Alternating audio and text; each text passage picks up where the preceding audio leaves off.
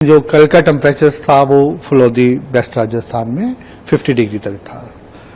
अगर हम राजस्थान की बात करें तो आने वाले 3-4 दिन ऑलमोस्ट ऐसे रहने वाले हैं। उसके लिए हमने अभी रेड अलर्ट दे रखा है। उसके बाद थोड़ा टेम्परेचर्स में ग्रेजुअल गिरावट आएगी। अगर आप पंजाब हरियाणा की बात करें, हरियाणा में भी हमने रेड अलर्ट दे रखा है 3 दिन के लिए। उसके बाद थोड़ा टेम्परेचर में हम गिरावट आने की उम्मीद है, तो फिर थोड़ा कम रहेगा, लेकिन हीट वेव वहां भी कंटिन्यू रह सकता है। पंजाब में अभी थोड़े ग्रेजुअली टेम्परेचर कम थे, थोड़ा बढ़ेंगे, और वहां भी हमने आजकल के लिए तो ऑरेंज है, उसके बाद 2 दिन के लिए रेड दे रखा है। उसके बाद वहां भी फिर 3-4 दिन के बाद टेम्परेचर में गिरावट आने की उम्मीद है। एनसीआर दिल्ली की बात करें, जहां जो टेम्परेचर है, जहां भी आज heat wave to severe heat wave हो सकती है। हो सकता है कुछ स्टेशन 47 तक पहुंच जाए, लेकिन जैसे हमारी मेजर ऑब्जर्वेटरी सफदरजंग की है, वहां पे 44-45 का ही अनुमान है हमारा, लेकिन इसके अलावा हो सकता है कहीं 47 तक पहुंच जाए। और आने वाले 3 दिनों में ऑलमोस्ट सेम सिनेरियो ही रहने वाला है, कोई ज्यादा चेंजेज नहीं होगी 3-4 दिन। उसके बाद जहां भी थोड़ी टेम्परेचर में हल्की गिरावट आ सकती है। जी, आपने बताया कि अभी ऑरेंज अलर्ट है, रेड अलर्ट आने वाले दिनों के लिए जारी होगा, तो क्या टेम्परेचर उन दिनों पहुंच सकता है? देखिए, वो मैं पंजाब की बात कर रहा हूँ। पंजाब में तो टेम्परेचर कम है, बहुत ज्यादा नहीं है, तो जो 45 तक पहुंच सकते हैं। जब 45 पहुंचेंगे तो हमने उसके लिए रेड अलर्ट दे रखा है।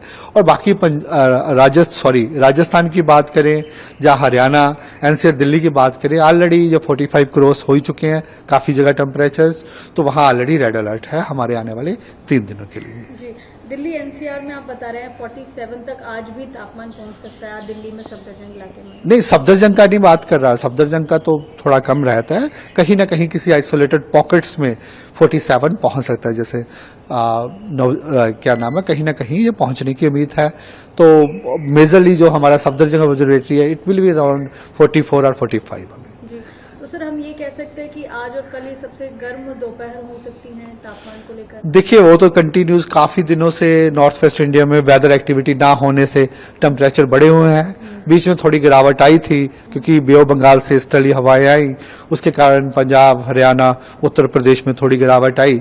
लेकिन अभी फिर जो वेस्टर्लीज हवाएं हैं, जो हवाएं पाकिस्तान से आ रही हैं, तो अभी टेम्परेचर जैसा मेंटेन्ड है ऑलमोस्ट राजस्थान में वैसा ही रहेगा, और थोड़ा बहुत वहां पे पंजाब वगैरह में थोड़ा 1-2 डिग्री बढ़ सकता है। सर, राजस्थान में कितना टेम्परेचर पहुंच सकता है सर? देखिए, कल 50 पहुंचा है, तो अराउंड अबाउट वैसा ही रहने वाला है, इससे ज्यादा तो जाने की उम्मीद कम है। सर, जो आंकड़े बताते हैं 2016 में मई के महीने में ही 51 दोपहर में पहुंचा था, रिकॉर्ड था ये, तो ये रिकॉर्ड टूट सकता है किसी राज्य में?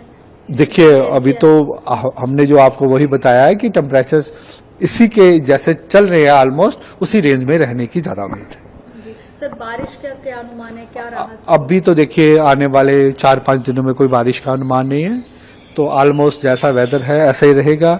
उसके बाद 4-5 दिन के बाद हल्का फुल्का एक वेस्टर्न डिस्टर्बेंस के प्रभाव से हिमालयस में रेनफॉल हो सकती है, और थोड़ा बहुत जो हमने टेम्परेचर्स बताए हैं 4 दिन के बाद थोड़ा कम रहेंगे 3-4 दिन के बाद।